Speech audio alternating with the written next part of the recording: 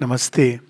अ, रतलाम की यज्ञशाला सदैव विशेष रही है। और कई बार मैं तो बहुत जगहों पे गया हूँ, देश विदेश। और रतलाम में कुछ है विशेष, अति विशेष। और मैंने इसको समझने का प्रयास भी किया है कि ऐसा क्या है यहाँ पे जो इतनी सहजता से नहीं मिलता है। और दो बातें जो मुझे बहुत स्पष्ट रूप से समझ आई कि इसमें इस यज्ञशाला को हृदय के सुंदर भावों से सिंचित किया गया है। भाव तो होते ही हैं जहाँ भी है, लेकिन सुंदर भावों से। तो ये यज्ञशाला निश्चित रूप से अति विशेष है। और इसका बहुत इसके दूरगामी परिणाम होने हैं।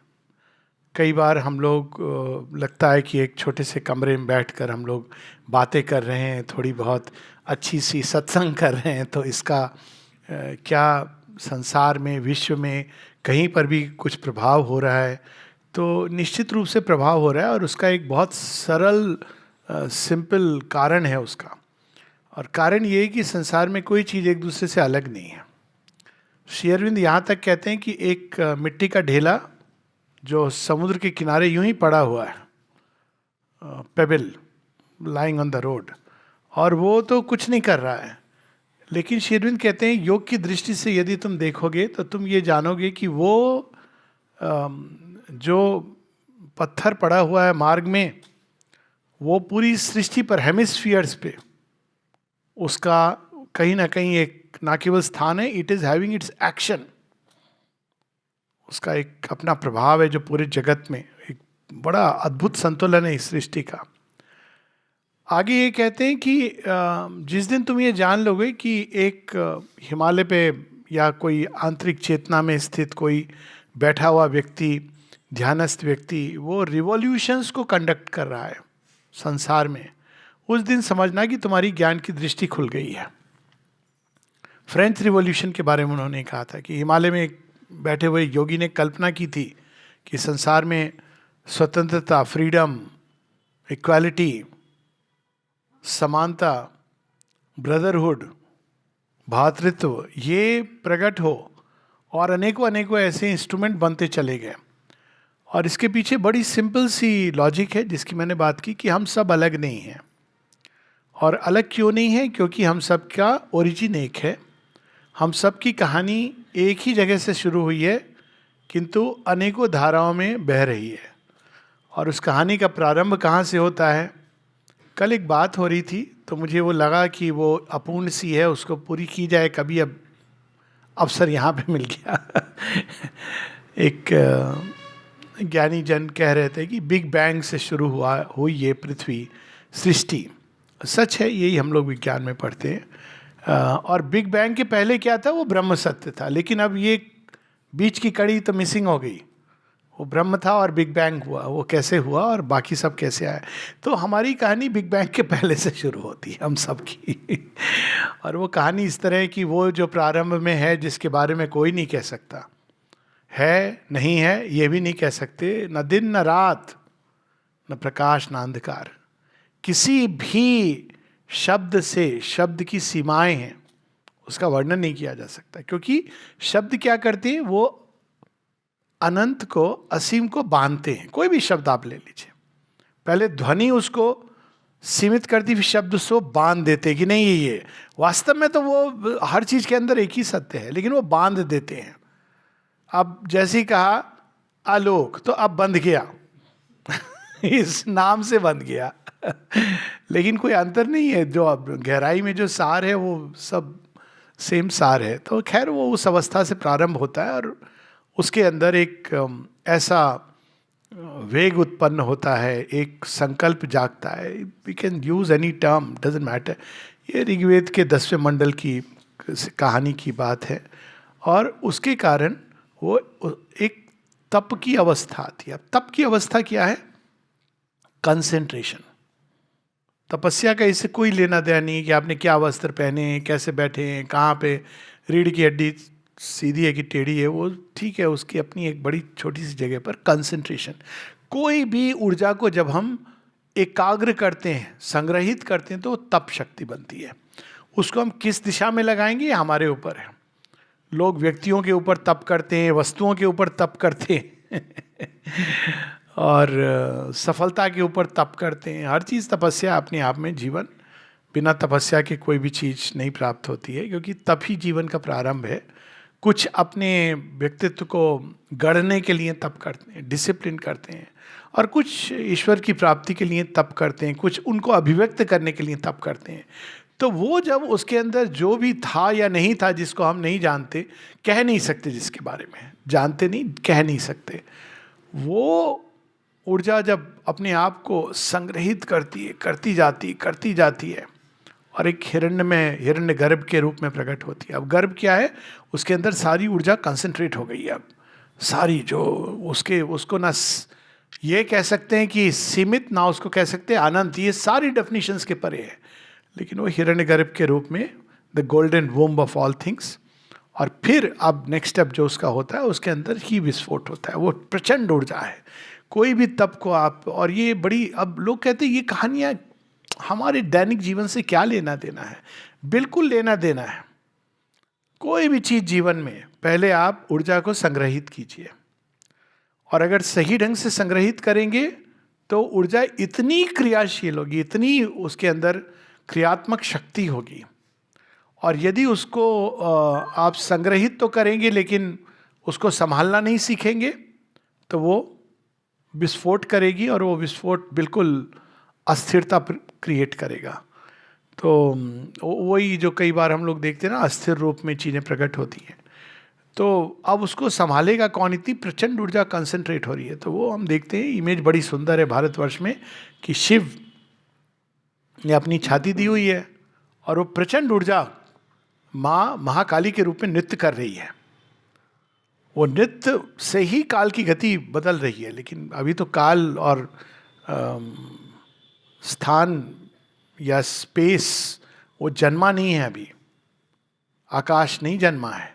और वो प्रचंड ऊर्जा जब विस्फोट करती है, और जैसे जैसे वो विस्फोट करती है, वही जो उसके अंदर शुद्ध सत्य है, एग्जिस्टेंस है, वो अपनी छाती देता जाता है उस नृत्य के लिए, और वो विशाल होते चले जाते हैं। और वो आकाश, स्पेस, इन्फिनिट एक्सटेंशन, वो उसकी एक्सटेंशन की कोई सीमा नहीं है। कभी सोचिएगा, मैंने वैज्ञानिकों से भी ये प्रश्न किया है, या केवल एक ध्यान करिएगा, कभी बहुत दुख हो, पीड़ा हो, तो उसका ये अक्सीर इलाज, रामबाण इलाज just contemplate the endlessness of space. ये जो आकाश है किसमें स्थित है, कहाँ जा रहा है, कहाँ फैलता जा रहा है, तो वैज्ञानिक भी बताते हैं कि इट्स स्टिल हैपनिंग। वो स्टार जो जा रहे हैं, किस चीज के अंदर जा रहे हैं? क्योंकि हम जो मेजरेबल स्पेस है वो तो तारों की के उसके माध्यम से आप मेजर करते हो, लेकिन मेजरेबल स्पेस के परे कोई तो चीज है ना जिसमें वो एक्सपैंड करते जा रहे हैं। तो वो जो अब उससे आकाश और उसके अंदर जो नित्य की गति है, वही बन जाता है काल। तो गति वही एक है जो पहले आकाश और गति बनते हैं स्पंदन के द्वारा। अब वो धीरे धीरे, अब गति से तो आप फॉर्म नहीं बना सकते, तो गति के अंदर एक ऑब्स्ट्रक्शंस आएगा। तो आप वेव्स हैं, अगर वेव्स फैलती चली जा रही हैं, एकदम विस्तार में चली जाएंगी, तो वेव्स के ही अंदर, उन स्पंदनों के ही अंदर, समझिए कि आप वेव्स को देखा है ना समुद्र में कैसे, तो वो पहले वायु तत्व आता है, उसी के अंदर से फिर अग्नि तत्व, क्योंकि अब परस्पर घात संघात शुरू हो गया है वेव्स का, तो उसके अंदर ऊर्जा अग्नि के रूप में प्रकट होती है। अग्नि तत्व के अंदर से वो अब पहले फॉर्म्स बने, अब जल तत्व और ठोस होता हुआ पृथ्वी तत्व, और उसके बाद वो ऊर्जा कहीं ऐसी स्थान पे चली जाती है जिसके बारे में हम लोग हमारी चेतना नहीं जा सकती, क्योंकि ये पंच तत्व से हम लोग बनते हैं सब कुछ। तो अब वो जहाँ चली जाती है चेतना, श्री अरविंद उसको कहते हैं वो निश्चेतना में चली जाती है, विलुप्त हो जाती है। अब उसको वापस आने की प्रक्रिया प्रारंभ होगी। तो अब वापस लाने के लिए अपने ही अंदर से फिर कई सारे देवता प्रकट होते हैं। ये देवता बहुत बाद में आते हैं, इसलिए जब पूछा जाता है ऋग्वेद में ये पंक्ति है कि before the gods were born, Savitri भी ऐसे प्रारंभ होती है कि वह देवता भी नहीं जानते इसके बारे में। उनसे भी अगर आप पूछेंगे, बताएंगे उनके बारे में कुछ, तो कहेंगे हम नहीं जानते, हम तो बहुत बाद में आए हैं, हम तो खुद उसी की संतान है, माँ अदिति की। अब वो ढूंढने जाते हैं, कौन ढूंढेगा? तो पहले वरुण दृष्टि डालते हैं, कहते हैं वहाँ छिपे हुए हैं, वो तो महाअंधकार है, वहाँ तो हम जा नहीं सकते। तो सोम, आनंद और अग्नि, ये दोनों कहते हैं हम जाते हैं ढूंढने के लिए।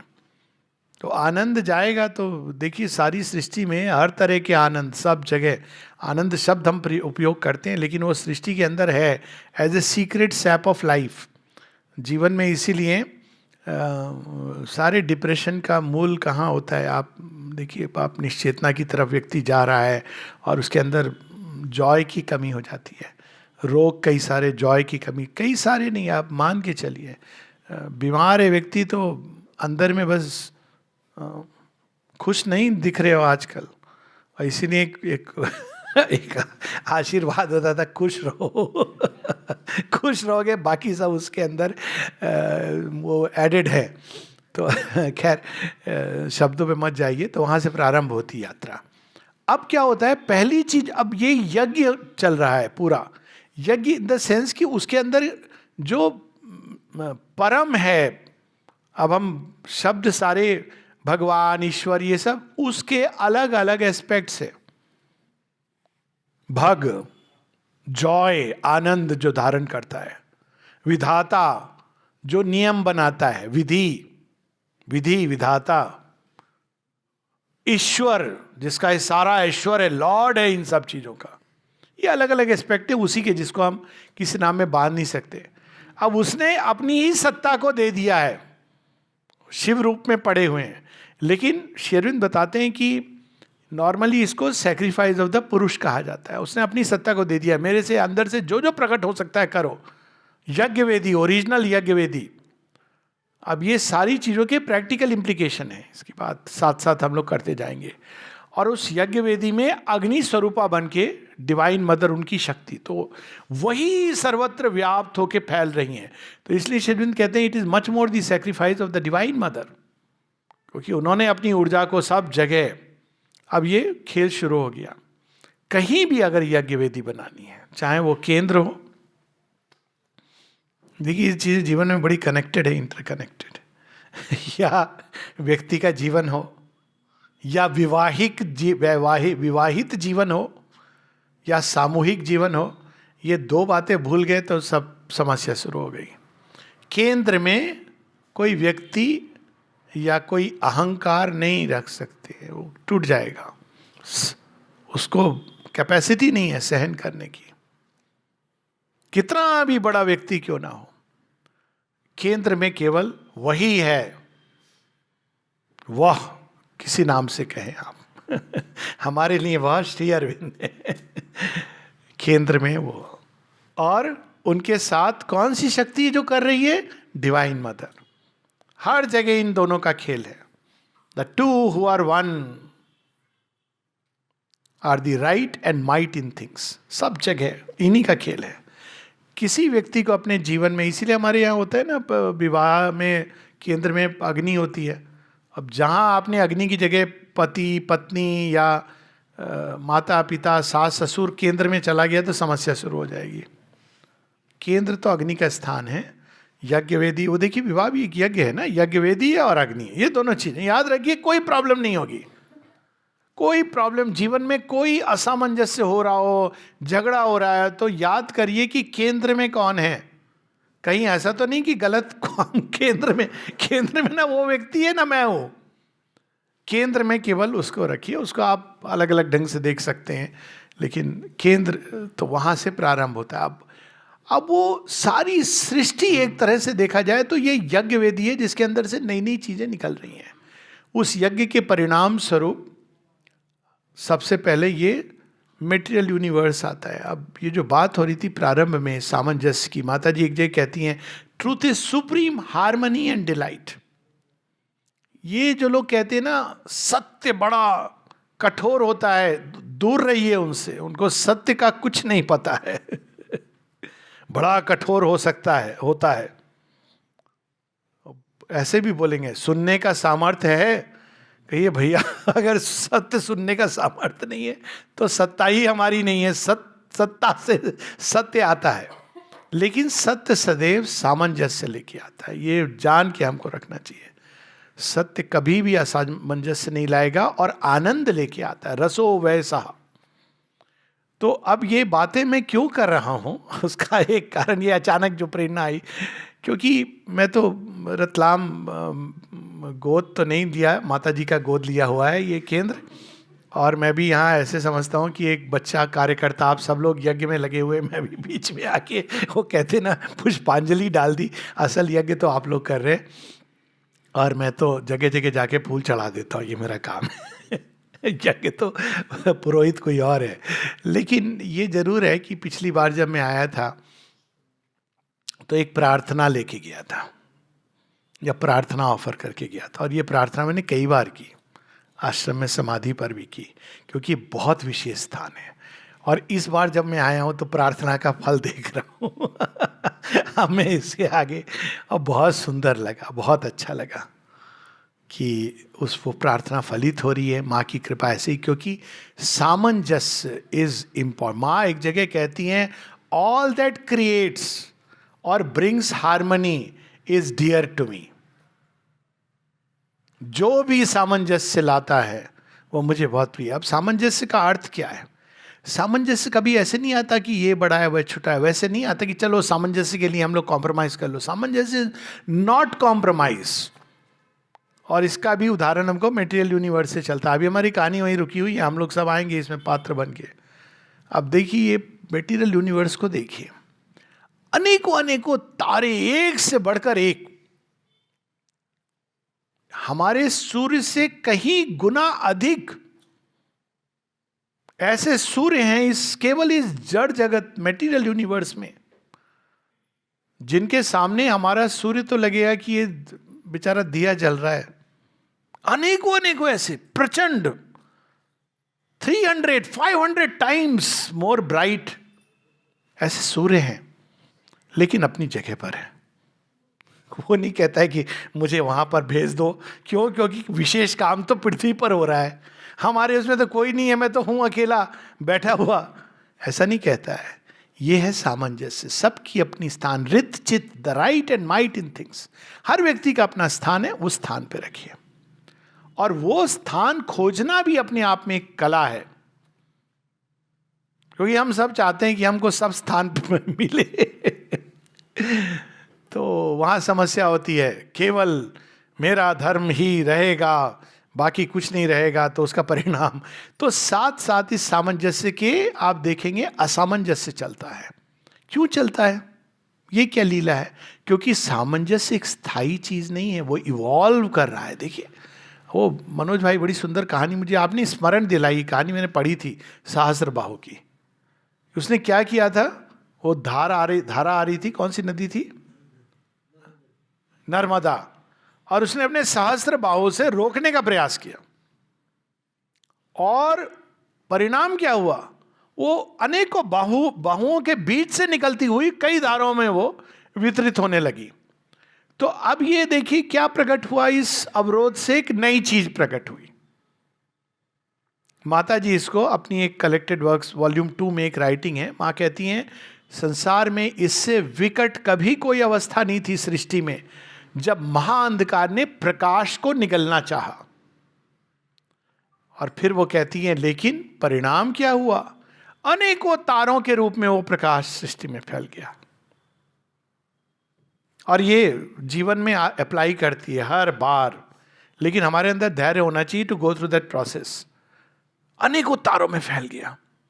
सृष्टि में जब डायनासोर के समय वो एस्टेरॉइड रुद्र भगवान, हम लोग थोड़ी मिथोलॉजिकल ढंग से बात करें, रुद्र ने कहा ये क्या हो रहा है? शिव जी ने कहा ये देखो तांडव करूंगा तो बहुत भयानक होगा, रुद्र तुम ही जाओ, ये देखो ज्यादा ही बन गए ये जीव डायनासोर।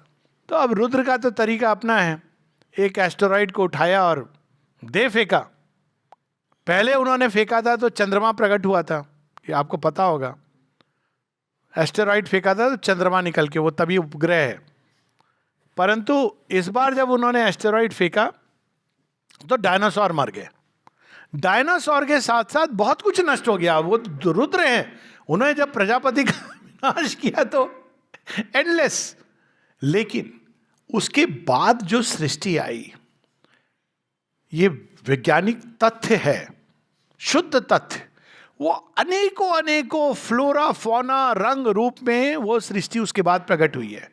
बायोलॉजिकल लेवल पे इवोल्यूशन इतना डाइवर्सिफाई हुआ जो डायनासोर के समय नहीं था। वो उस पर नहीं जाइए, वो पिक्चर जो बनी है कि बड़ा हरा भरा था, नहीं था हरा भरा, बाद में हुआ इतना हरा भरा। क्यों? क्योंकि एस्टेरॉइड जब विनाश हुआ उसके बाद माँ पार्वती आई, उन्होंने कहा अब मैं लास्य करूंगी और सुंदर बनाऊंगी। ये पहला प्रयास। तो अब ये इस दृष्टि से हम देखें तो ये जड़ जगत क्या है? एक लेबोरेटरी है भगवान की। और उस लेबोरेटरी में, प्रयोगशाला में भगवान ही होता है, भगवान ही यज्ञवेदी हैं, और भगवान ही यज्ञ की अग्नि है, और भगवान ही आहुति है। प्रारंभ वहाँ से होता है। और इस यज्ञ वेदी में से निकलकर ये जड़ जगत आया। बहुत विस्तार है और इसका विस्तार तो होता रहेगा जब तक वो संवरण नहीं करती है। तो अब इस जगत जगत पे उन्होंने एक बहुत स्पेशल स्थान चुना। उसको हम लोग आज की भाषा में कहें मोस्ट हैपनिंग प्लेस। तो मोस्ट हैपनिंग प्लेस कौन सी है? अर्थ, पृथ्वी। विशेष प्रयोजन से का इसको मैं थोड़ा तैयार करता हूँ। ये यज्ञ वेदी है। देखिए, ये भाव से अगर हम जीवन जिए, पृथ्वी क्या है? यज्ञ वेदी है। अब यज्ञ वेदी में क्या डाला जाता है, क्या नहीं डाला जाता है, हमें पता होना चाहिए, और डालने के परिणाम क्या होते हैं। तो ये यज्ञ वेदी बनाई। उस यज्ञ वेदी में और भी, अब आपने देखा होगा कोई कोई महायज्ञ होते हैं ना, खूब सारे छोटे छोटे छोटे छोटे यज्ञ वेदियां होती हैं, और उनमें एक होती है जो प्रमुख वेदी होती है। ऐसा होता है ना। तो जो महायज्ञ के लिए उन्होंने जो भूमि चुनी वो भारतवर्ष, और अनेकों अनेकों सब जगह ये यज्ञ हो रहा है। कोई ऐसा स्थान नहीं है संसार में जहाँ यज्ञ नहीं है, क्योंकि नहीं तो चीज़ें निकलेंगी नहीं, रिफाइन होके निकलती हैं। जड़ तत्व के अंदर से जीवन निकलता है, ए लिटिल मोर रिफाइंड। जीवन के अंदर से मन निकलता है, human beings little more refined, यज्ञ के द्वारा रिफाइन होती जा रही हैं। उसी जड़ तत्व से निकला है। और ह्यूमन बींग जब अपने आप को आहुति देंगे इस यज्ञ में, तो क्या निकलेगा? वो डिवाइन सुपर ह्यूमैनिटी, जिसकी बात करते हैं। तो ये प्रोसेस वही है, और यज्ञ में वही चीज गई है, तप गया है, आहुति गई है, सेम प्रोसेस। तो पृथ्वी को चुना, पृथ्वी में से जो महायज्ञ वेदी चुनी भारत भूमि को। और अब इतना जब हो गया है तो फिर आगे ये भी हो जाए कि इस महायज्ञ भूमि में एक एक युग में एक एक जो head priest of the sacrifice, जो उस यज्ञ को कंडक्ट करते हैं, पूरा युग चलता है उनका। उस यज्ञ में क्या आहुति देनी नहीं देनी है, कौन सा मंत्र, ही इज द नोअर कि ये आगे वाला युग किस प्रकार का, इसमें से क्या चीजें निकालनी है, कौन सी चीज हटानी है। ये लगेगा कि ये बात का क्या संबंध है। ऑफ कोर्स हिंट बड़ा ऑब्वियस है कि यह युग श्री अरविंद का है। He is the head priest of the sacrifice. तो श्री अरविंद अगर सिंथेसिस ऑफ योग का पहला पेज पढ़े तो वहाँ ये वो उसको अपने अंदाज में कहते हैं कि संसार यदि हम इस समय देखें तो appears like the cauldron of media. Media कौन थी? वो जादूगरनी थी ग्रीक यूनान देश की, और वो खिचड़ी पकाती थी। उसमें बहुत सारी चीज़ें डाल करके कुछ निकलता था उसमें से।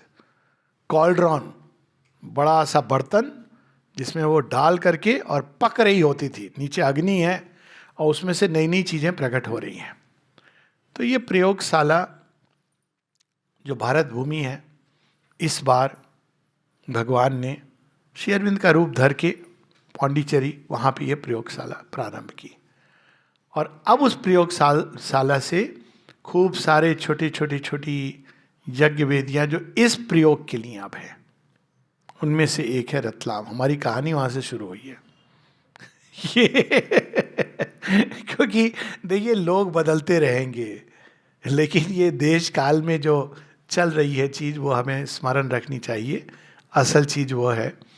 तो ये एक प्रयोगशाला का परिणाम है। जब इस दृष्टि से हम देखते हैं तो संसार को, हम लोग क्यों देख रहे हैं कि हार्वर्ड में कोई चीज घटित हो रही है, प्रयोगशाला, वहाँ क्या प्रयोग हो रहा है? एक जगह वो वायरस बन रहा है, दूसरी जगह वो वैक्सीन बन रही है, और दोनों में साठ गांठ है कि पहले तुम वायरस बनाओ, हमें फॉर्मूला दे दो वायरस का, हम वैक्सीन बना लेंगे और आपस में हम दुनिया को बांट लेंगे, तुम्हारी भी जय हमारी भी जय। हम सब मिलके उस जय में हमको क्या चाहिए? बाहरी धन। अब भारत भूमि में जो प्रयोग हो रहा है वो क्या है? ना तेरी ना मेरी, हे मां तेरी ही जय हो। ये प्रयोग हम लोग इसमें, अब इसमें बताइए कोई डाउट है कि किसकी जय होगी? एक और वह जिससे सब कुछ सृष्ट हुआ है, प्रारंभ हुआ है, ये भाव से हृदय आनंद से भर जाता है। जब वो संजय देखते ना गीता में, वो अंत में जो दृश्य देखते, कहते हे राजन, मैं बहुत हर्षित हो रहा हूँ। हर्षित हो रहे हो? मेरा कुल नाश हो रहा है, तू हर्षित हो रहा है? कहते मैं क्या करूं? जब मैं वो सुनता हूं, बार बार स्मरण करता हूं जो मैंने सुना, by the grace of the gracious lord, और साथ में जो मैंने देखा विश्वरूप दर्शन, मैं तो बहुत हर्षित हो रहा हूं। ये तो निश्चित हो गया है राजन, अब इसके लिए कोई अनुमान की जरूरत नहीं है। ये निश्चित है कि जहां कृष्ण है, जहां अर्जुन है, जय तो वहीं पर होनी है, क्योंकि मैंने देख लिया है। ये पूरी जो सैक्रिफाइस है, ये कंडक्ट करने वाले तो वहां रथ पर बैठे हुए हैं, और अर्जुन तो एक यंत्र है, जहां ये दोनों आगे, जय वहां होनी है। तो ये इसका पूरा एक बैकग्राउंड है हम सबके जीवन का, भारतवर्ष का। इस चतुर्युग में श्री अरविंद लिखते हैं, इस चतुर्युग, कितने चतुर्युग चले गए। हम लोगों ने तो बचपन में ऐसे नहीं पढ़ा था, हम तो इसी को बस जानते थे। ये छठवां या सातवां चतुर्युग चल रहा है। अलग अलग चतुर्युग में क्या हुआ इसका कोई डॉक्यूमेंट नहीं है। क्यों? वो प्रलय हो गया। डॉक्यूमेंट है किसके पास है? वो भगवान के पास है, क्योंकि जब प्रलय होती है तो वो एब्जॉर्ब कर लेते हैं। कहीं पर इसका कोई रिटर्न रिकॉर्ड है? भगवान के पास है, तो भगवान ने कहीं तो कुछ दिया होगा। है, आप श्री अरविंद के रिकॉर्ड्स ऑफ योगा पढ़िए। जिसको डाउट हो ना थोड़ा भी, उन्होंने जो लिखी है चीजें वो केवल भगवान लिख सकते हैं। फॉर एग्जाम्पल वो कहते हैं कि इस बार के पहले मंगल ग्रह में हमारा वो सीन था, अर्थ का, जो अभी अर्थ पे हो रही घटना वो मंगल पे घटित। पासिंगली लिखते हैं, 2-4 लाइन में। आप टाइप करेंगे मार्स या वीनस, वीनस टाइप करिए, मार्स में तो बहुत सारे आ जाएंगे, आपको आ जाएगा रिकॉर्ड्स ऑफ योग में, कि वो थिएटर था भगवान के अनफोल्डिंग का, और कौन जाने आने वाले समय में वीनस हो, ये कौन बता सकता है? सारे मनुओं की बात बताते हैं और कहते हैं कि ये सातवीं सृष्टि चल रही है। माता जी कहती हैं हाँ, और इस बार प्रलय नहीं होगी, ये सातवीं सृष्टि है, इस बार प्रलय नहीं होगी। क्योंकि इस बार प्रलय का क्यों होती प्रलय? क्योंकि एक लिमिट तक जाती है सृष्टि, उसके आगे वो नहीं जा पाती। क्यों? अवरोध आ जाते हैं, इतने अवरोध आ जाते हैं कि उसको यदि हटाना चाहें भगवान तो सृष्टि को ही नष्ट करना पड़ेगा। इसको मैं लिंक करूंगा अभी माता जी की एक वाणी से। तो वो डिस्ट्रॉय कर देते हैं। क्या डिस्ट्रॉय करते हैं? बाहरी चीजें। अंदर का जो सत्य, जो प्रोग्रेस हुई हो, तो कभी डिस्ट्रॉय नहीं होता है। पुल अगर गिर जाता है तो उससे जो ज्ञान प्राप्त होता है कि भाई ये क्यों गिरा, वो कभी भी नष्ट नहीं हो सकता। तो ज्ञान कभी नष्ट नहीं होता है। तो जब एक सृष्टि प्रलय के बाद फिर सिमट जाती है, उसका मूल तत्व वापस चला जाता है ईश्वर के अंदर, तो फिर वो जब आती है बार बार, तो वो जो एक्सपेरिमेंट हुआ, उसका जो मूल रिजल्ट है वो हमेशा रहती है, और वो फिर से एक नए रूप में प्रकट होती है। सेम नहीं, रिपीटिशन नहीं होता है, इवोल्यूशन होता है एक नए रूप में। तो इस बार श्री अरविंद कहते हैं, फॉर दिस चतुर्युग India is the chosen country. इसके पहले कौन था क्या था हम नहीं जानते। ये जरूरी है ये भी याद रखना, क्योंकि कई बार हम लोग अपनी किसी भी सुंदर चीज को भी सीमा से नहीं पकड़ना चाहिए, हमेशा असीम भाव में। पृथ्वी बहुत प्रिय है, सब कुछ है, लेकिन हमको ये भूलना नहीं चाहिए कि वह जो एक जगह माँ कहती है earthly realisation take a great place in our consciousness, लेकिन हमको ये नहीं भूलना चाहिए कि उसका महत्व तो इसलिए है क्योंकि पीछे अनंत खड़ा है, असीम खड़ा है। नहीं तो कई बार हम उसमें उलझ जाते हैं, दो तरह से हो जाता है। एक तो उसी में हम बहुत ज़्यादा उलझ जाते हैं, लेकिन वो जो ओरिजिन है उसका अनंत है, असीम है। तो इस चतुर्युग के लिए पृथ्वी का विशेष महत्व है, और यहाँ पर ये खेल खेला जा रहा है, वो हम लोग पढ़ते हैं। बहुत सारे हम लोगों की पुराण हैं, इसमें वो खेल कैसा खेला जा रहा है, भारत भूमि पर अब हम फोकस करें। तब श्री अरविंद के कार्य का पूरा बैकग्राउंड, ठीक पहले भारत भूमि के आने के हम लोग देखते हैं कि ये 4 युग हैं। तो सतयुग में एक युद्ध लड़ा जाता है। युद्ध क्या होता है, हमेशा पास्ट और फ्यूचर के बीच होता है। अगेन इसके प्रैक्टिकल इम्प्लीकेशन है। जब भी जीवन में कभी कन्फ्लिक्ट हो, नाउ साइकेट्रिस्ट स्पीकिंग, आप कन्फ्लिक्ट के मूल में जाना, देखना कि एक और हमारा पास्ट है, एक और हमारा भविष्य है, यही मूल कन्फ्लिक्ट है। ऐसी शक्तियाँ, व्यक्ति, वस्तुएं जो हमें पीछे की ओर खींचती हैं, ऐसी शक्तियाँ, व्यक्ति वस्तु में नहीं कहूँगा, जो हमें व्यक्ति वस्तु में मत उलझना, जो हमें आगे की ओर ले जा रही है। और इसमें युद्ध होता है, अंदर में युद्ध होता है। सतयुग में किसने युद्ध किया था, परशुराम ने किया था। केम एट द एंड, तभी तो उस लास्ट में करके फरसा फेंकते हैं तो गॉड्स ओन कंट्री प्रकट होती है। पर ये युद्ध किया था उन्होंने, क्यों? क्योंकि ऐसी भयानक भयानक शक्तियाँ, वैसे कार्तवीर अर्जुन तक बहुत सुंदर चला था, जो क्रम प्रारंभ हुआ था वो कार्तवीर अर्जुन तक इट वॉज वेरी नाइस। ये राजाओं को दिया गया था कि आप इस धरती को, ये भारत भूमि जो यज्ञशाला है, इसका रक्षण करो। अब एक समय आता है वो रक्षण करता भक्षण करने लग जाता है। तो कार्तवीर अर्जुन से एक भूल हुई थी, बहुत भयंकर भूल, otherwise he was a great king. But उसने भूल क्या कर दी थी, जमदग्नि ऋषि को जबरदस्ती वो ले जाना चाह रहा था कामधेनु, और वो बड़ी सुंदर ये कथा है ये। और उसने उनको और उनकी पत्नी, वो मैं अब लोभ संवरण कर रहा हूँ, नहीं मैं इस कथा सबने सुनी हुई है, let me not narrate it. तो वो मार देते हैं और फिर परशुराम 21 बार भूमि को क्षत्रिय विहीन कर देते हैं। ये हुआ सतयुग से जब हम लोग प्रवेश करते हैं त्रेता युग में। अब त्रेता युग में इन्होंने तो सब क्षत्रिय नष्ट कर दिए। अब ऊर्जा किस रूप में प्रकट होती है, वानरों के रूप में और राक्षसों के रूप में, असुरों के रूप में। तो अब उसको नेक्स्ट युग में श्री राम आते हैं, वो त्रेता के अंत में आते हैं, और वो त्रेता युग में आके वो फिर से मार्ग को निष्कंटक बनाते हैं। और मार्ग निष्कंटक कैसे बनाते हैं, ये नहीं कि सबको मार डाला और मार्ग निष्कंटक, we should understand it correctly. तो वो जो इवॉल्व कर सकता है उसको रखते हैं। सुग्रीव तैयार है इवॉल्व होने के लिए, क्यों तैयार है, वानर है लेकिन उसके अंदर हालांकि बलशाली है, लेकिन मनुष्य से कहीं अधिक बलशाली वानर होता है। लेकिन वो कहता है कि कोई चीज़ है राम में जो मेरे अंदर नहीं है, और वो नति भाव से संधि के लिए अप्रोच करता है। बाली कहता है मैं तो रावण को मैंने दबा लिया था, कार्तवीर अर्जुन ने भी किया था ये। वो कहता है मेरे सामने कौन टिकेगा, तो ही फॉल्स। वही चीज़ हम देखते हैं कि विभीषण के अंदर ये विनम्रता होती कि नहीं, राम समान प्रभु ना ही कहूँ। और रावण कहता है मैं तो वरदान प्राप्त हूँ और मनुष्य मेरा क्या बिगाड़ेगा।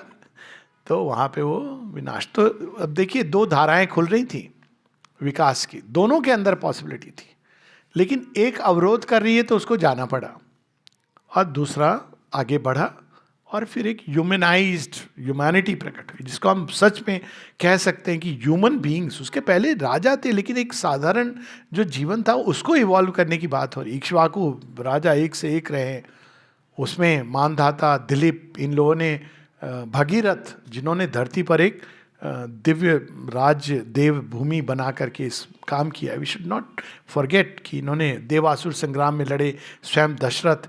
ये सारे कहानियाँ जो है बड़ी सुंदर हैं, बड़ी सांकेतिक भी हैं और रियल भी हैं एक साथ, केवल संकेत नहीं है। अब राजा राम ने इसको निष्कंटक बनाया और उन्होंने क्या किया, भारत भूमि में यज्ञ वेदी, भारत भूमि उसके पहले जम्बूद्वीप के नाम से जानी जाती थी। जम्बूद्वीप क्यों? क्योंकि द्वीप है ये और जम्बूद्वीप, उन्होंने यहाँ पर आर्य भूमि की एक प्रकार से स्थापना की। कैसे किया उन्होंने? यूनाइटेड इंडिया आज की भाषा में। कैसे किया उन्होंने? वो अयोध्या से चले, उसके ऊपर चले जाएं तो जनकपुरी है नेपाल, वहाँ से उन्होंने यात्रा की, कहाँ तक की? लंका तक की। उन्होंने जोड़ दिया, किष्किंधा में सुग्रीव को राज्य दे दिया, एम्पायर बनाया। और नीचे गए, नीचे दंडकारण्य से राक्षसों को हटा के लंका में विभीषण को राज्य दे दिया। तो उन्होंने एक आर्य भूमि की स्थापना की। अब ये वर्ड आर्य क्या प्रकट करना चाह रहे हैं भगवान? एक ऐसी सभ्यता, मनुष्य की एक ऐसी जाति जो नोबलेस्ट, हाईएस्ट। आर्य शब्द का अर्थ पढ़ के लगता है अरे वाह। श्री अरविंद ने अपनी जो जर्नल पब्लिश होता था उसमें आर्य के नाम से पब्लिश होता था। और किसी ने कहा आर्य ये क्या? ये रेसिस्ट टर्म है। आजकल बोले हैं racist, you are being racist. तो दो प्रकार से आप लोगों से डील कर सकते हो। एक तो उनको समझाने का प्रयास करो, नहीं समझेंगे, या कहो okay I am racist, the end of the story. तुमने हमको कन्विक्ट कर दिया, हम तैयार है, अब इससे ज़्यादा आप क्या कर, ऑल राइट। लेकिन आर्य शब्द का रेसिज्म से कोई संबंध नहीं है। आर्य शब्द किसी फिजिकल रेसिज्म, हमेशा जेनेटिकली सुपीरियर। आपका रंग सफेद है तो आप सुपीरियर हो, आप जीन्स के आधार पर अपने आप को। लेकिन आर्य एक साइकोलॉजिकल वर्ड है। कौन है आर्य? कहीं पर भी हो दुनिया में, लेकिन जो श्रेष्ठ, बेस्ट, एरिस्टो, श्री अरविंद बताते हैं, ये जगह जगह ये बात रही है, जो श्रेष्ठता की ओर जाना चाहता है, जो संतुष्ट नहीं है कि भाई ऐसा हूँ मैं। लोग आपकी कितनी भी महिमा गुणगान कर रहे हैं, अरे सर आपका तो बायोडेटा इतना अच्छा है, 100 पेपर पब्लिश किए, मतलब इतना ज्ञानी है व्यक्ति कि 100 बार उसने पेपर पब्लिश किए। ज्ञान नहीं। आप तो सर हार्वर्ड में आए हो, तो ये तो डिस्क्वालिफिकेशन हो गया आज के युग में, क्योंकि वो पढ़ी होगी आपने किताब आई है snakes in the Ganges. It's all about Harvard university कैसे कल्यूड कर रही है भारतवर्ष को तोड़ने के लिए। तो we should be very careful about.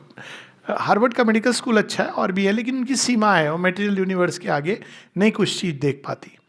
तो इस प्रकार से ये प्रयोग होता है और हम देखते हैं कि एक लंबे युग तक बड़े बड़े राजा आते हैं जो इसको मेंटेन करते हैं।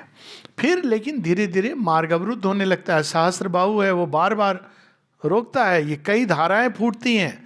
भारतवर्ष एक ऐसी भूमि है जहाँ बाकी सब जगह और भी चीज़ें निकालने का प्रयोग हो रहा है। भारत में आध्यात्मिक ऊर्जा कितने मार्गों से प्रकट हो सकती है, इतनी स्ट्रीम्स भारत की विशेषता है। कई जगहों मैं बाहर जाता हूँ, मैं ये कहता हूँ कि आपको पता नहीं है कि व्हाट यू आर मिसिंग, क्योंकि बाकी सब जो आपके देश में वो हमारे यहाँ मिलता है, और ये फैक्ट है, आज की तारीख में फैक्ट है। और जो नहीं मिलता है वो उसके लिए अमेजोन भी है। तो आपको आप कहीं कुछ जाने की जरूरत नहीं, और सस्ता मिलता है। लेकिन I don't want to advertise about that, क्योंकि अमेजोन की अपनी कठिनाइयाँ हैं। So I don't want to advertise that. सबसे अच्छा अपने गांव मोहल्ले में आपको चीज़ें मिल रही हैं तो थोड़ा वो बाई इट। क्यों? क्योंकि आप भारतवर्ष में मुद्रा और एक लोकल कारीगर हैं, उनको आप सहायता करते हो। आप अमेजन से खरीद रहे हो तो वो जो उसका बैठा हुआ है ना वो व्यक्ति वहाँ पे, आप अल्टीमेटली पैसे उसको दे रहे हो। तो I am actually not in favour of buying for Amazon, unless कोई ऐसी चीज़ हो जो रियली कहीं नहीं और ज़रूरत की चीज़ें जो वहीं मिलती हो। वो सरल तो है, लेकिन हम सब थोड़े थोड़े रूप में कंट्रीब्यूट करें देश के लिए, समाज के लिए। जो हाथ से बना करके ठेले पर बेचते हैं उनसे भी खरीदें। एनीवेज, बहुत सारी चीज़ें नहीं मिलती हैं। तो अब बहुत जो संसार में मिलता है वो भारतवर्ष में मिलता है, लेकिन ऐसी चीज़ें जो भारतवर्ष में मिलती है जो कहीं नहीं मिलती है, और ये मैं बिल्कुल एकदम दावे के साथ कह रहा हूँ, और वो है आध्यात्मिक पोषण। बाहर मिलते हैं आध्यात्मिकता के फॉर्मूला फूड मिलते हैं, जैसे आजकल बहुत सारे योग आ गए हैं, हॉट योग, गोट योग। रियली ना, मैंने कुछ गलत नाम नहीं बताया। हॉट योग, आप एक कमरे में स्वयं को बंद कर लीजिए, खूब टेम्परेचर बढ़ा दीजिए, उसमें आप वही आसन करिए, तो क्या होगा, आपको पसीना निकलेगा, तो आप जल्द आपका वेट लॉस होगा। ये कोई मतलब आप सोचिए, और लोग पीपल बाय दीज थिंग्स। बड़े कोई भी जाकर के, हमारे सब जो यहाँ बैठे हुए ना, कोई भी जाकर के वहाँ आप बस थोड़ा पहन लो कपड़े उपड़े, त्रिपुंडी तिलक लगा करके मेडिटेशन का टेक्निक आपसे, हम सब तो बचपन से आप ग्लोबल बाबा बन जाओगे। लेकिन पैसे चार्ज करना, फ्री में अगर करोगे तो लोग वैल्यू नहीं करेंगे, तो यू हैव टू चार्ज। और जितना ज़्यादा चार्ज कर रहे हो उतना ज़्यादा आप बिग मैन। अगर आप 1 घंटे लेक्चर के $35,000, रियल चीज़ बता रहा हूँ मैं, नाम नहीं ले रहा हूँ। किसी ने मुझसे कहा, अरे आप ये सब बातें बता रहे हो, ये तो बंदा इससे भी काफ़ी कम वो $35,000 चार्ज करता है 1 घंटे के। मैंने कहा इसीलिए उसका ज्ञान सीमित है।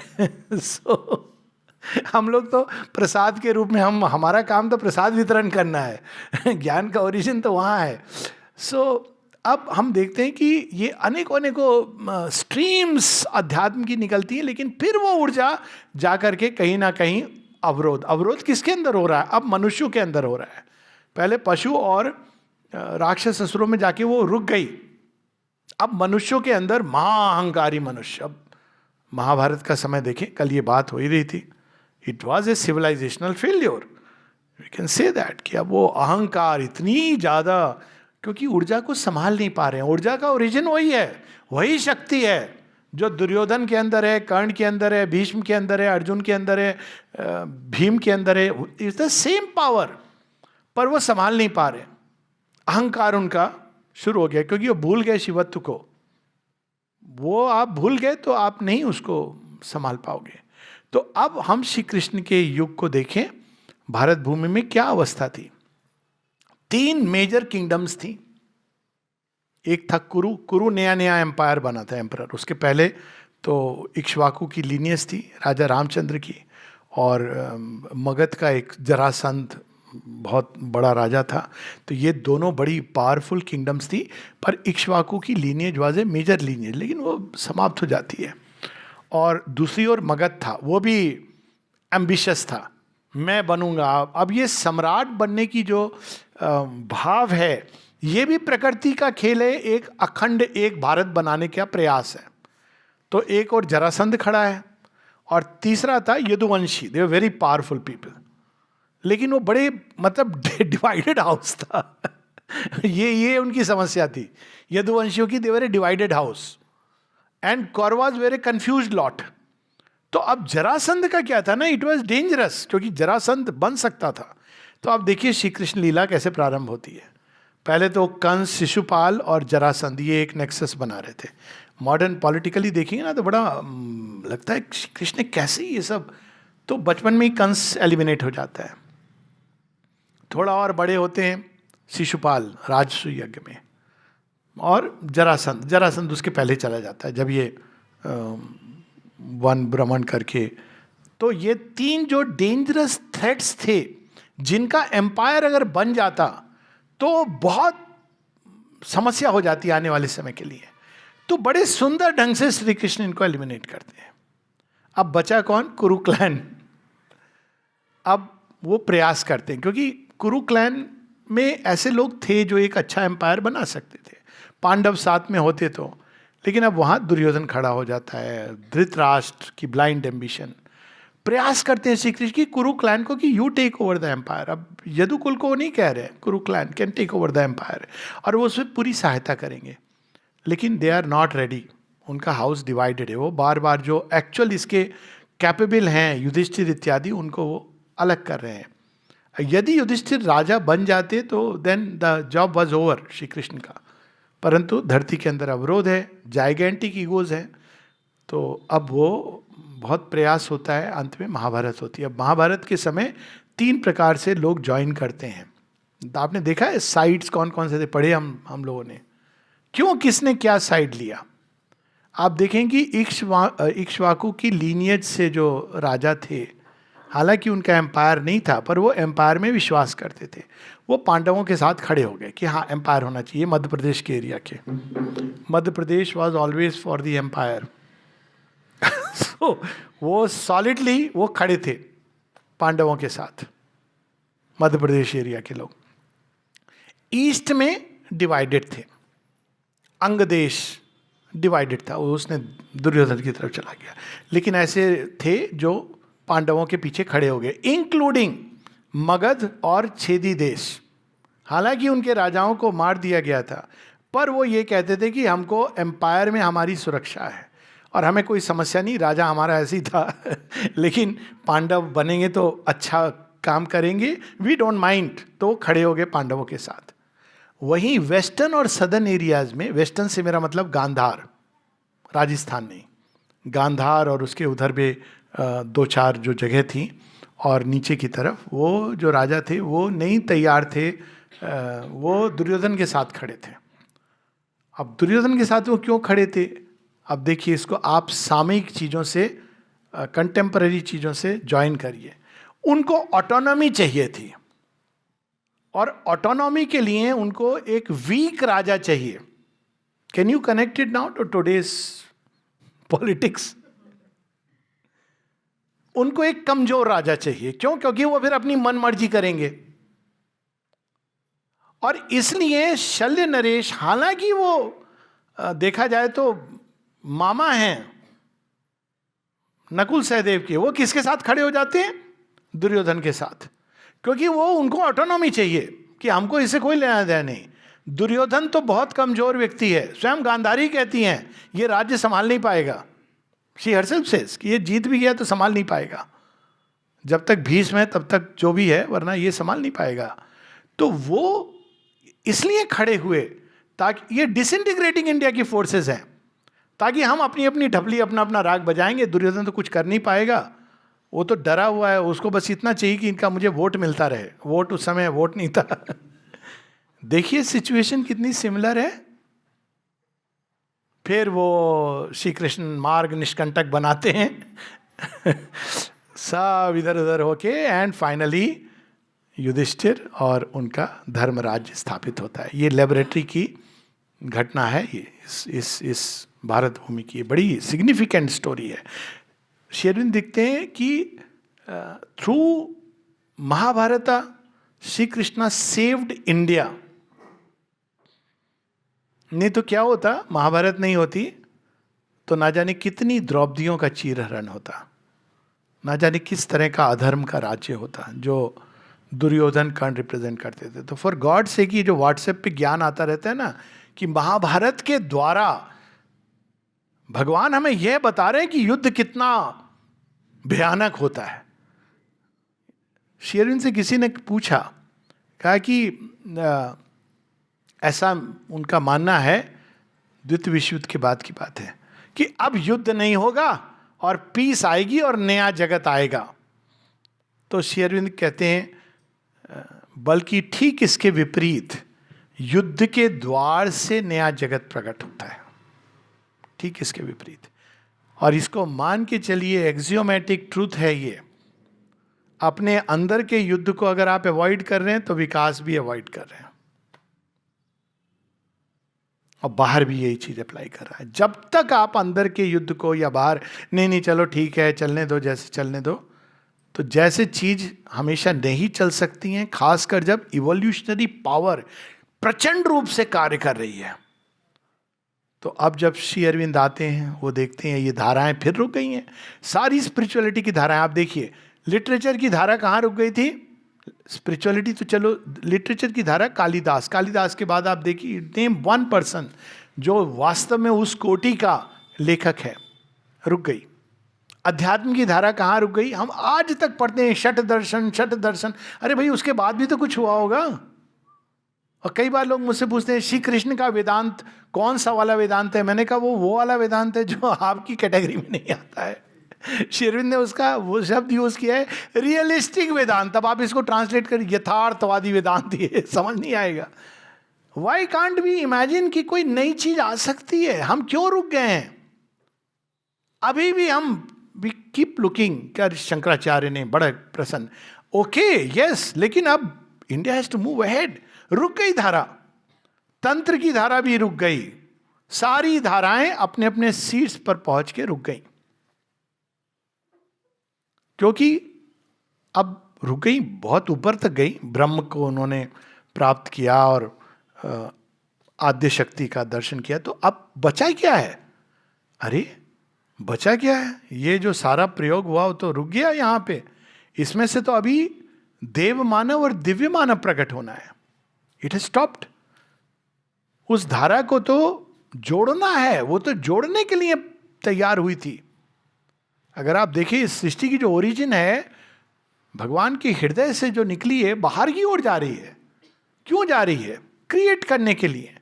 अब उसमें ये लूप बनता है जब इनकॉन्शियंट से निकल करके वी हैव टू रिकवर। पहले तो ये है जब आप पीछे आगे ऊपर उठते हो, लेकिन दैट इज नॉट एनफ। वहां तक तो पहुंच गई, लेकिन what about the purpose of creation? ये धरती किस लिए बनी? भारत भूमि का मुख्य कार्य क्या है? तो वहां पर अब ये जो धारा रुक गई थी, और ऐसी जगह से रुकी थी जहां हिलना मुश्किल है। क्यों? क्योंकि जब तक व्यक्ति जीवन से स्ट्रगल कर रहा है ना, उसको समस्या, वो खोजता रहता है कुछ। अब जो ब्रह्मज्ञानी हो गया वो रुक गया। आप मान के चलिए, कई बार ये बात लोगों को पचती नहीं है, क्योंकि उसके बाद व्हाट नेक्स्ट? आपने पा लिया अल्टीमेट रियलिटी को, तो उसके बाद तो अब क्या? लेकिन कोई चीज तो आपने भूल गए हो। What about the purpose in the stars? सृष्टि बनी किस लिए? तो लोगों ने अपनी एक फिलॉसफी बना दी कि बनी थी इसलिए ताकि हम भगवान को पालें और चले जाएं वापस। अब लगता नहीं है अजीब सा कि कैसी मूर्खतापूर्ण बात हो गई? बना दी सृष्टि ताकि अंत में मनुष्य बनेगा और वो वापस मुझ में चला आएगा, और इतने कष्ट से। चलो ये कोई जॉयस जगह होती तो माना कि हम लोग आए यहाँ, खेले कूदे, खाली आनंद से रहे, प्रेम से मेल मिलाप करते हुए फिर हम चले गए भगवान के पास। ये टूटे फूटे आधे कचरे मनुष्य भगवान के पास हमको जाना है। तो बनाने वाले सृष्टिकर्ता के ऊपर ही संदेह होता है। इसीलिए लोग संदेह करते हैं। संदेह का मूल कारण क्या है? कि संसार ऐसा है क्यों?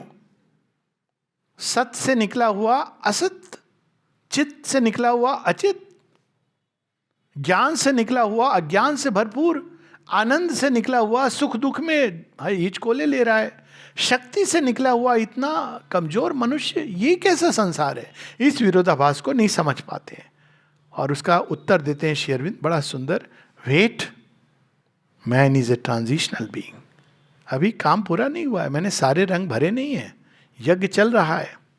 और फिर केवल इतना कहते हैं, अभी यज्ञ से जो प्रकट होगा उसकी बात करते हैं और पूछते हैं हमसे, जुड़ोगे तुम ये यज्ञ से, या वही जो पहले अवतारों के साथ हुआ है? अब ये ऐसा अवसर है जहां पे हम लोग we have to choose. Non choice वाली चीज, जब युग बदलता है तो नॉन चॉइस का कोई मतलब नहीं होता है। श्री कृष्ण स्पष्ट रूप से अर्जुन को कहते हैं, तो नहीं युद्ध लड़ेगा, ये भी एक चुनाव है। इसलिए बच्चों को स्कूल में ये प्रेयर दी जाती थी, शायद यहाँ भी हो, जो स्कूल में बच्चे हैं, आश्रम स्कूल में माता जी ने क्या प्रेयर दी थी? Make of us the hero warriors we aspire to become, so that we may fight the battle of the future, to be born against the past that endures, so that the new things may manifest upon earth and we may be ready to receive them. अब ये युद्ध कई भूमि पर लड़ा जाता है, तो what is the difference? अलग क्या चीज हुई है कि ये निर्णायक युद्ध हो सकता है? अब अलग ये चीज हुई है, पहले श्री राम जी के समय रावण मर गया, लेकिन वो अनेकों लोगों के अंदर फैल गया, इसलिए हमको हर बार मारना पड़ता है, हर साल। तो मर के भी नहीं मरा। क्यों नहीं मरा? फॉर्म मरा ना उसका जो वो जो फॉल्सूट का एस्पेक्ट है, वो आप किसी चीज को नष्ट नहीं कर सकते हैं। ये एक प्रिंसिपल है, फिजिक्स का भी प्रिंसिपल है। आप किसी चीज को नष्ट नहीं कर सकते हैं, आप उसको चेंज कर सकते हैं। साथ में देखें तो राम जी भी चेंज करने का प्रयास करते हैं। माता जानकी जाती हैं, चल तो प्रेम के वश होके चेंज कर मुझे अपने आप को, लेकिन वो वहाँ भी वो नहीं समझ पाता है। She goes by her own choice. वरना रावण क्या किसी की हिम्मत है कि माता सीता को स्पर्श कर सके? She goes with him, veils herself. चल देखूं, तो प्रेम करता है ना मुझसे, क्या पता बदल ही जाए। लेकिन वो प्रेम शुद्ध प्रेम, यही महिषासुर की कहानी है। सच्चा प्रेम करेगा तो तू बदल जाएगा।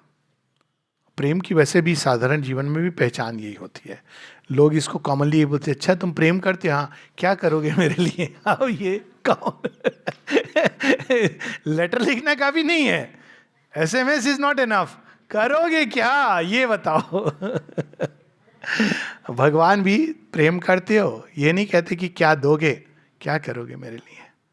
भगवान आप क्या चाहते हो, ये उत्तर होता है। आप क्या चाहते हो। इसीलिए कभी कोई पूछे कि प्रेम के लिए क्या करोगे, तो आप ये नहीं ये कर दूंगा वो कर दूंगा, नहीं, जो तुम क्या चाहते हो। हर एक व्यक्ति की अलग अलग डिमांड, आप फिर देखो आपकी, आप करने को तैयार हो कि नहीं। डोंट कमिट, क्योंकि ये कमिटमेंट लाइफ लॉन्ग का होता है। ये कोई ऐसे नहीं कि आज आपने कह दिया और ले आए तारा तोड़ करके जैसे भी उसके बाद अब वो सारे जीवन का है आपका ये। तो भगवान पूछते हैं क्या तुम तैयार हो, तो हमको ये पूछना पड़ता है वो क्या क्या चाहिए। तो कहते हैं गिव योर ईगो, बदले मैं भी दूंगा। यही तो होती है ये, इसको कहा गया है मिस्टिक मैरिज। जो 16,000 रानियां श्री कृष्ण से ब्याहती हैं, मिस्टिक मैरिज है। प्रकृति की अनेकों अनेकों अनेकों 16,000, कभी सोचे 16 कलाओं वाले श्री कृष्ण और 16,000 रानियां, परफेक्ट।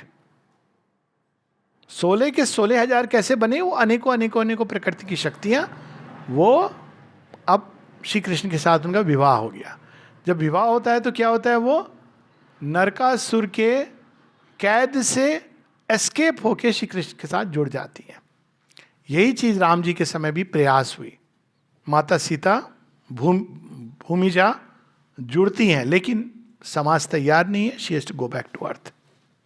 श्री अरविंद के समय भी फिर ये कहानी दोहराई तिहराई जाती है, और तब फिर ये प्रयास होता है कि नहीं, मिले नहीं, पूरा विश्व युद्ध हो जाता है। इस बार तो वो शक्तियां जानती हैं कि कौन आया है, तो प्रथम विश्व युद्ध हो जाता है, हम नहीं मिलने देंगे। हाँ, we have succeeded during the time of Rama, we have succeeded almost during the time of Krishna, क्योंकि 16,000 रानियां तो आ गई, पर राधा तो दे कुड नेवर मीट। तभी माता जी जब परमानेंटली आती हैं तो क्या कहती हैं, sure sign of victory, tangible sign of victory over the adverse forces. Adverse forces क्या करती हैं, जड़ जगत और भगवान को हम नहीं मिलने देंगे। और माता जी स्वयं जड़ जगत बन जाती हैं, वो कहती हैं अर्थ बन जाती हैं। उनकी प्रेयर्स पढ़िए, क्या है, बिकम दी अर्थ। पार्थिव जगत की पूरी चेतना को आत्मसात कर लेती हैं, वो जो ओरिजिन है, और तब वो ले जाती हैं श्री अरविंद के पास। फर्स्ट वर्ल्ड वार में ये शक्तियां नहीं आने देती हैं, वार समाप्त होता है, स्पेनिश फ्लू होता है, and she comes and joins. तो ये चुनाव करने की ये अवसर है। चुनाव क्या है, माता जी ने एक मैसेज दिया है, आई थिंक 71 का मैसेज है, नहीं 67 का मैसेज है, 1967 का। Main, countries, continents, the choice is imperative, truth और द एबिस। मनुष्य, राष्ट्र, महाद्वीप, चुनाव अनिवार्य है, सत्य या रसातल। अब माता जी ने एक नई, अब आपने चुन लिया, तो अब वो क्या कर रही हैं, वो रूपांतरण का काम। अंदर में वो शक्तियां, जितने अधिक लोग उनके अंदर, अगर मान लीजिए मिथ्यात्व की शक्तियों का रूपांतरण होगा, उतना अधिक वो संसार से अपने आप चली जाएंगी। वो डिस्ट्रॉय नहीं कर रही हैं। किया, हिटलर इत्यादि आए जो चले गए, लेकिन हिटलर भी मारना काफ़ी नहीं है। वो जानती हैं कि एक रावण मारोगे अनेकों में फैलेगा, एक हिटलर जाएगा अनेकों में फैलेगा। हम सब के अंदर छोटा छोटा हिटलर विद्यमान है।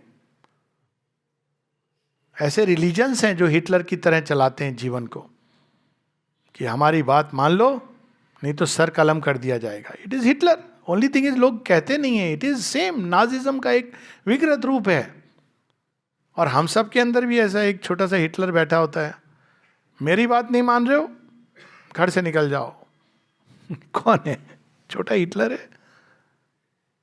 तो ये जो वृत्ति है, उसका रूपांतरण, ताकि ये परमानेंट सॉल्यूशन निकले। मारना, भगवान आते हैं मार देते हैं, लेकिन वो आप फॉर्म को नष्ट करके भी वो ऊर्जा को समाप्त नहीं कर सकते।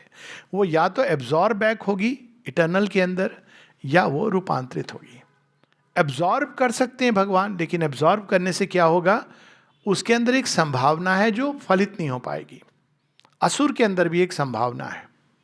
इसलिए श्री अरविंद दिखते हैं दुर्गा स्तोत्र में, दे मां असुरों का उद्यम। कोई अभी हाल में मुझसे कह रहे थे हमारे स्वयं सो बार बार ये याद दिलाते थे, असुर का उद्यम दे, असुर का उद्यम दे। मैंने कहा बाय द वे अभी इनकम्प्लीट है, पूरी बात है असुर का उद्यम, देवताओं का चरित्र और ज्ञान।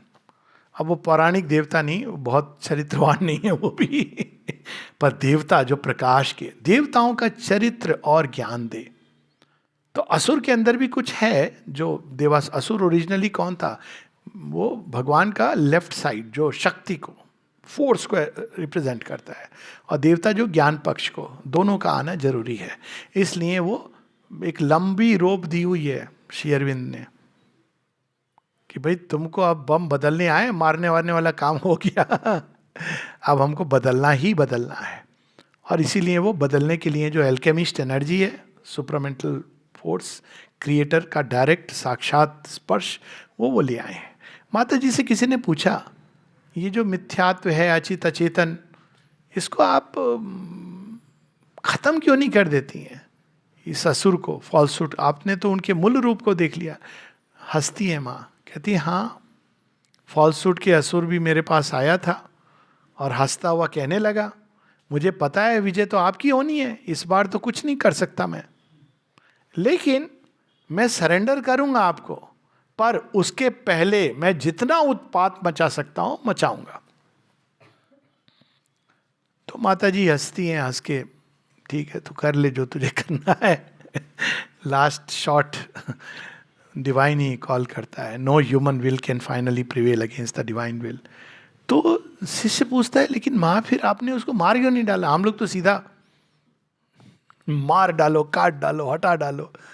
तो माँ ने कहा कि अगर मैं उसको नष्ट कर दूंगी तो पता है धरती पर कोई ही बचेगा, सब तो उससे पोषित होते हैं, बात बात में झूठ बोलते हैं। झूठ बोलना तो हमारी, हमने उसको, मन ने, हम नहीं, मानव मन ने झूठ बोलने की कला को परफेक्ट कर लिया है। केवल बच्चे होते हैं जो एकदम, mummy I don't like what you are doing, पापा आप क्यों झूठ बोल रहे हो, ये बच्चे बोल सकते हैं।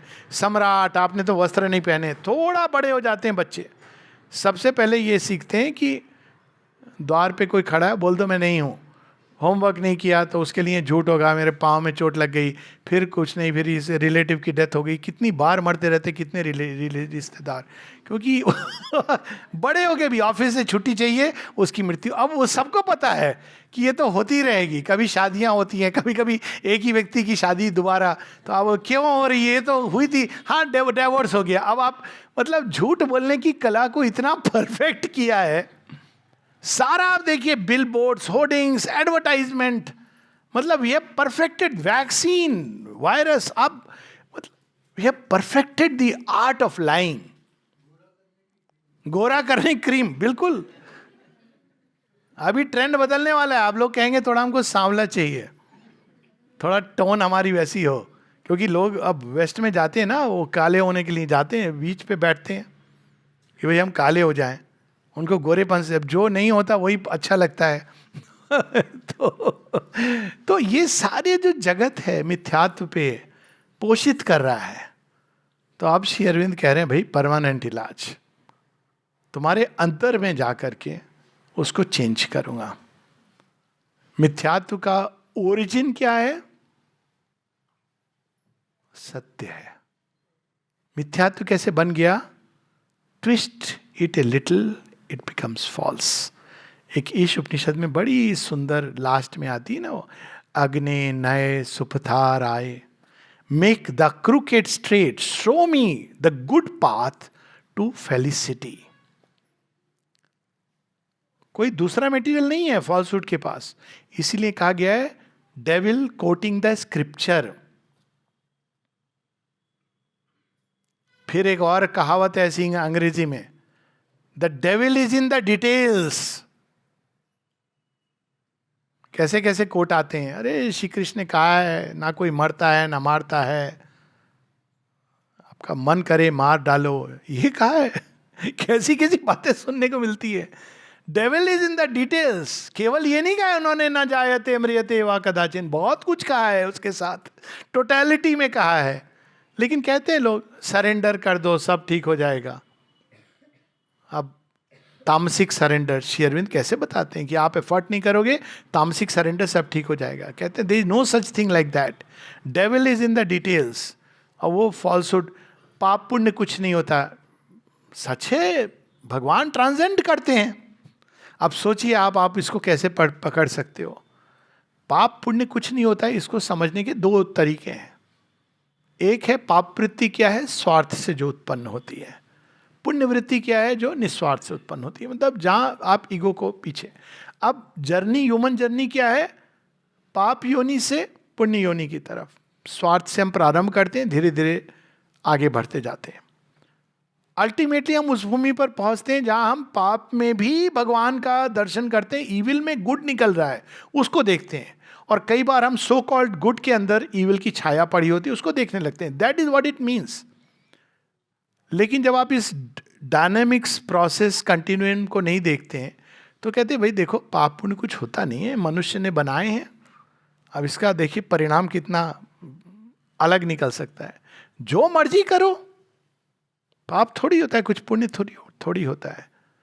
ट्विस्टिंग, उसी प्रकार की एक नई ट्विस्ट आजकल आई है। वो ट्विस्ट क्या है, एनार्की। श्री अरविंद अपने एक एफोरिज्म में लिखते हैं, it is true that in the origin and at the end a divine anarchy is the last result, but if you do it prematurely it will lead you straight to the devil.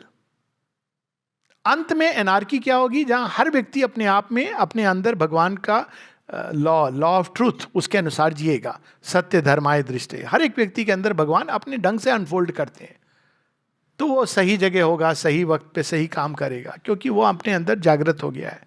लेकिन prematurely जब कहें, ये एक force चल रही है ना, भारतवर्ष में भी चल रही है, सारे संसार में एनार्की।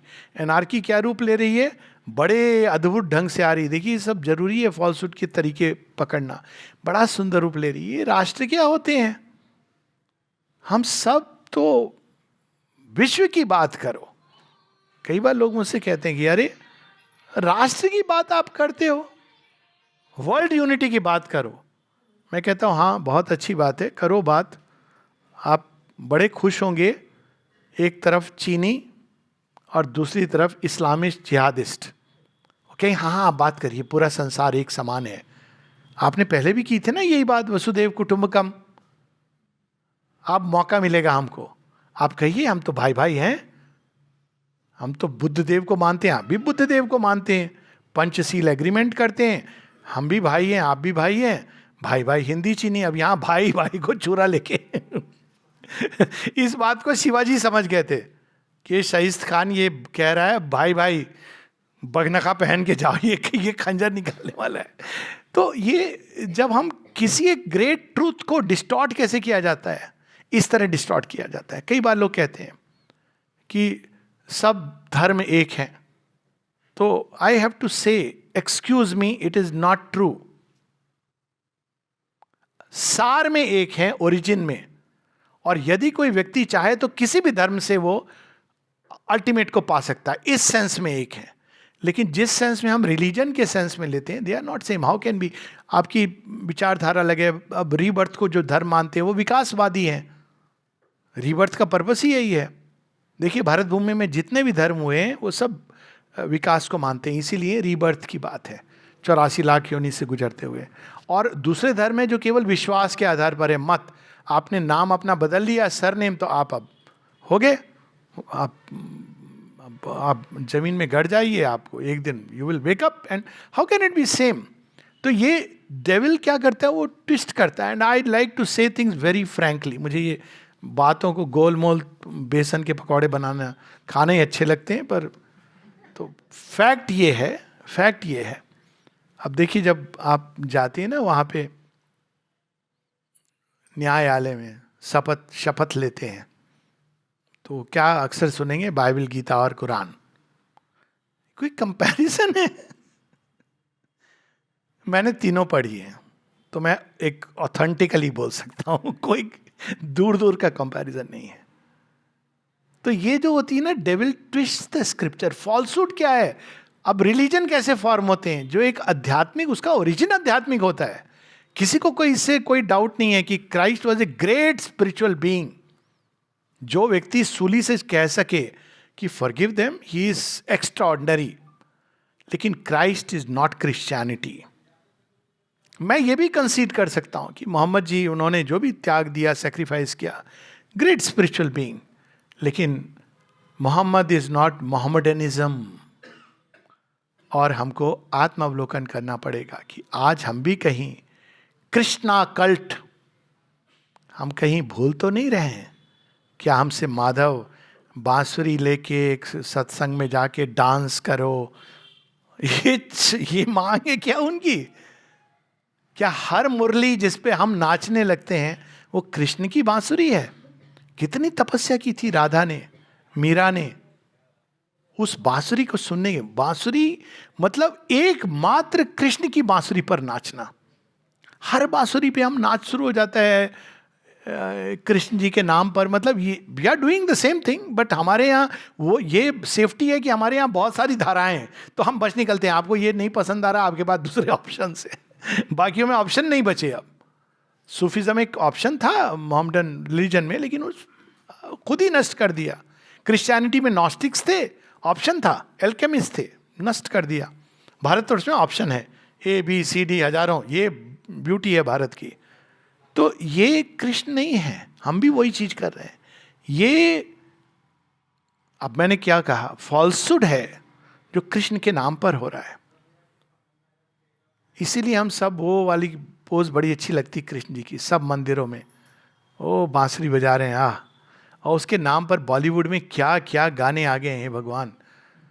मतलब सीरियल भी बन गए हैं।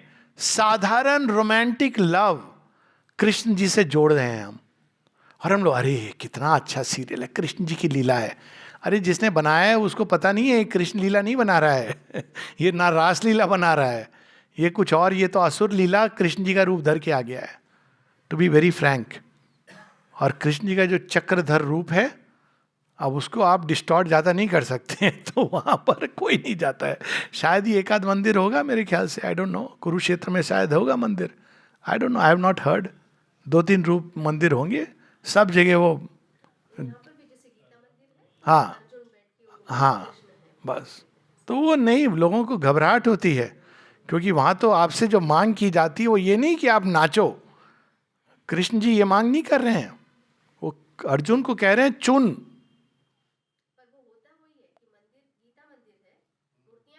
हाँ, वही बांस।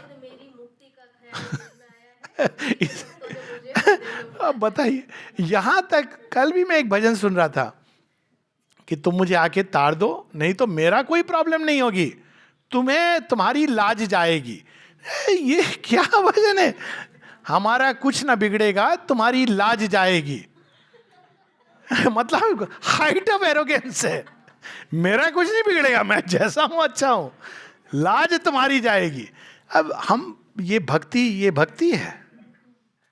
थोड़ी देर ताल मंजीरे बजा लिए, खड़ताल भक्ति है ये?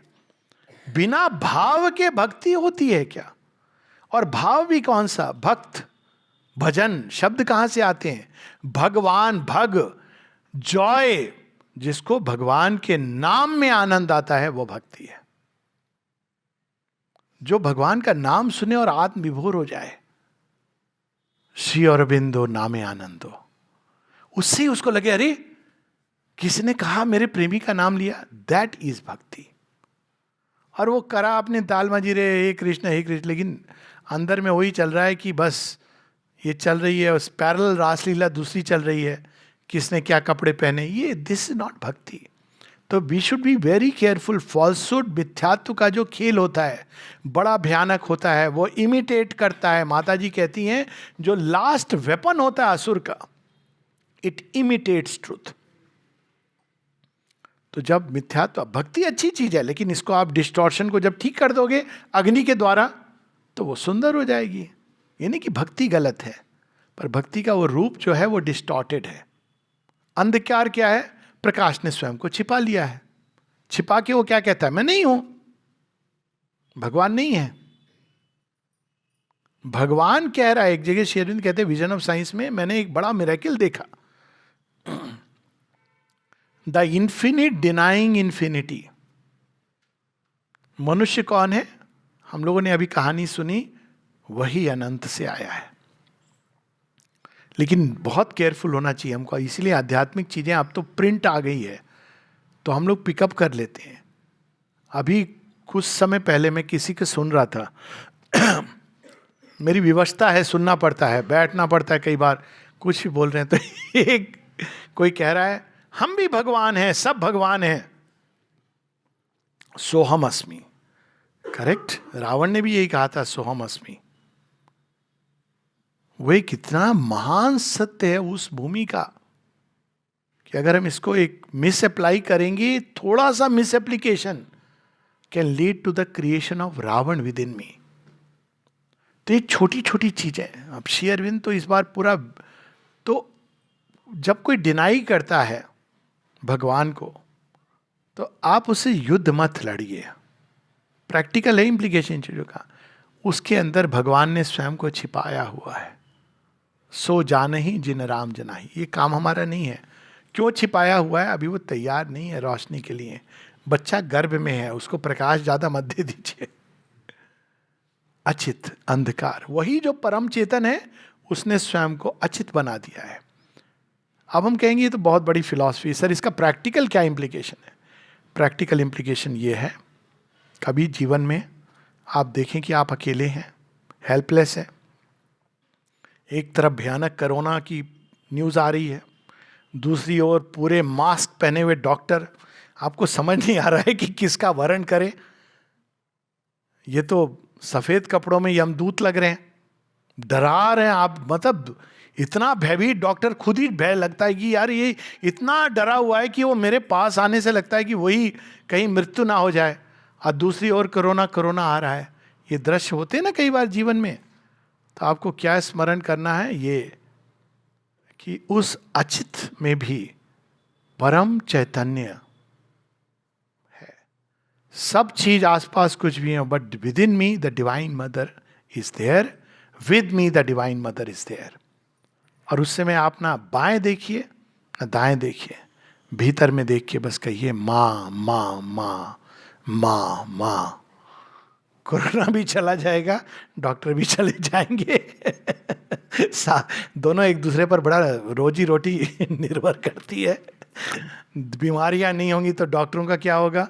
श्री अरविंद से एक बार किसी ने कहा कि सुना है कि एक नया अस्पताल बना रही है माँ। कई बार लोग इससे भी जज करते ना, कितना बड़ा स्पिरिचुअल मूवमेंट है, देखो उन्होंने एक फ्री अस्पताल बनाया है। कहते ना लोग, गरीबों का मुफ्त इलाज होता है। आपके यहाँ क्या होता है? पूछते हैं कभी कभी आश्रम में। हम कहते हैं हम तो भैया रोग को समूल नष्ट करने की चेष्टा में लगे हैं, हम अस्पताल बना के रोगों को बढ़ावा नहीं दे रहे हैं। श्री अरविंद से किसी ने पूछा, निरोधा ने, सुना है कि एक नया भव्य अस्पताल बना रही है माँ, sign of the new millennium. What you say lord? नया सदी आने। श्री अरविंद कहते हैं नए युग का लक्षण ये होगा कि अस्पताल की आवश्यकता नहीं रहेगी। जितने अस्पताल उतने डॉक्टर, उतनी रोग, नए नए रोग, और उतनी हमारी रोग मारक क्षमता कम होती जा रही है। अब देखिए लेकिन फॉल्सूट किस तरह से आ रहा है? इस तरह से तुम हेल्पलेस हो जब तक मैं तुम्हें कुछ ना दूं। तो इस सब को चेंज करना। लास्ट हो गया आनंद, क्यों छोड़ें आनंदमय की बात। अरे बड़ा दुख है। अब क्यों दुख है? क्योंकि हम भूल गए कि हमारे अंदर तो असल रस है। हम क्या, अरे उससे हमको थोड़ा सुख मिल जाता। अब सुख देने वाला सूख गया वो भी सूख गया वो बेचारा। उसका दोष नहीं है। आप never put somebody in that, वो कहते हैं ना एक्सपेक्टेशन, वो भी बेचारा खत्म हो जाएगा, क्योंकि क्षमता नहीं है किसी की आपको हमेशा सुखी रखने की। तो सुख देने वाला सूख गया, अब आप ढूंढ रहे हो कहीं और से मिल जाए, वहां भी ढूंढा, कुछ समय बड़ा अच्छा लगा, फिर वो भी सूख गया, और आप दुख दुख में कहा मेरे ही साथ भगवान पता नहीं क्यों करते हैं, जिसको भी मैं जीवन में अपनाता हूं उसी को छीन लेते हैं, ये क्या मेरे साथ ही हो रहा है, बाकी देखो पड़ोस तो हमेशा अच्छा होता है। उस समय याद रखना चाहिए कि भगवान ये इसलिए कर रहा है कि अरे मूर्ख, तेरे अंदर आनंद के रूप में मैं विद्यमान हूं, तू मिल क्यों नहीं रहा? अरे वो तो तू छोड़, पौंडीचेरी जाके तू वाइन पिएगा तो डिवाइन को कैसे पाएगा? ऐसे लोग हैं जो घूम के आए हैं, कहते हैं अरे वहां वाइन बड़ी अच्छी मिलती है, डिवाइन भी मिलता है, लेकिन नहीं। तो ये युग चुनाव का युग है जहां से हमने प्रारंभ किया था। इस युग में अभी हम ये नहीं कह सकते कि जो होगा जैसे होगा, भगवान ले जा रहे हैं, सब संभल जाएगा। We have to make a choice. राष्ट्र को, मनुष्य को, विश्व को, वो सत्य के साथ खड़ा है, और सत्य अगेन वो क्या है, सत्य उसकी बात बाद में होगी, वो एक अलग विषय है। या वो मिथ्यात्व के साथ खड़ा है, और मिथ्यात्व के साथ जो खड़ा है रसातल, जो सत्य के साथ खड़ा है वो ऊपर की ओर उठेगा। इसी चीज को श्रीमद् भगवत गीता इस प्रकार कहती हैं, जिसमें आप, मैं रुकूंगा इसके साथ। यदा यदा ही धर्मस्य ग्लानि, प्रारंभ कहाँ से अच्छा हुआ था। स्पिरिचुअल मूवमेंट जब रिलीजियस बन जाते हैं और हम लोग उसको बढ़ावा देते रहते हैं, नहीं सब बराबर है, नहीं है बराबर, वो उसका अध्यात्म चला गया है, वो शेल है, आप उसको please don't try to flatter it. तो वो धर्मस्य ग्लानि यही है, प्रारंभ अच्छा था।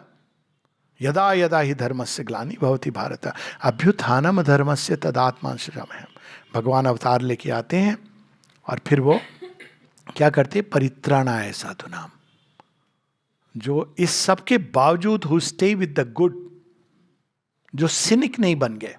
साधु नाम कौन है? वो नहीं जो गेरुआ पहन के चिलम लगा के, नहीं, साधु नाम हर चीज में जो गुड, ऑस्पिशियस, ट्रू, इसी को ढूंढ रहे हैं। कितना भी भयानक है वो श्रद्धा से, श्रद्धावान लभते। साधु के अंदर, जो रियल साधु, उसके अंदर श्रद्धा सदैव रहती है, तभी वो साधु है।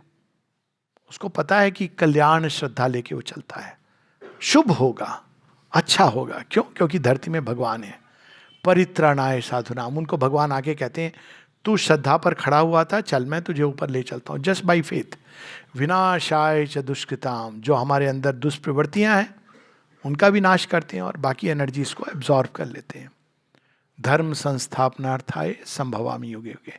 अब धर्म संस्थापना ये नहीं कि वो पुराना रूप उन्होंने दे दिया, अब वो धारा जहां अटक गई थी, जैसी बात हुई है भारतवर्ष में भी हुई, कालिदास पे हमारा साहित्य अटक गया, और वो वैदिक ऋषियों के साथ हमारी वो अनुभव करने की क्षमता, आध्यात्मिक अनुभव, प्रेम की धारा जो बही थी मध्यकालीन युग में, वो सब रुक गई। अब उसको खोल देते हैं। तो धर्म संस्थापनाएं है, ये धर्म तो वो है जो हमको ले जा रहा है स्पिरिचुअल फुलफिलमेंट की ओर, तो वो तो धारा कभी रुकनी नहीं चाहिए। तो खोल देते हैं और एक नए राष्ट्र, एक नए मनुष्य, एक नए विश्व का उद्घाटन करते हैं। A new world is born, born, born. बाकी बाद में। नमस्ते।